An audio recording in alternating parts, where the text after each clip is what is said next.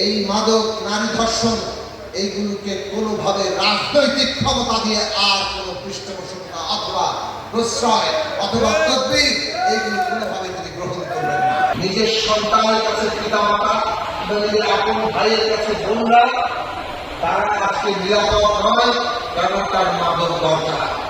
সে তখন এক স্বাভাবিক অবস্থায় নেই।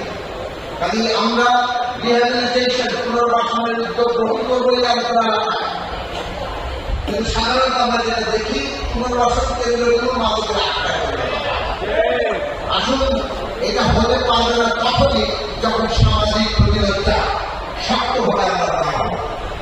আমরা নির্বাচনের সময় আপনাদের বলেছিলাম যে মাদক, নারী ধর্ষণ, শিশুর পক্ষে বিষক্রিয়া আর রাজনৈতিক খুনোখুনি, এই চারটির বিষয়ে আমরা সবাই এক থাকবো।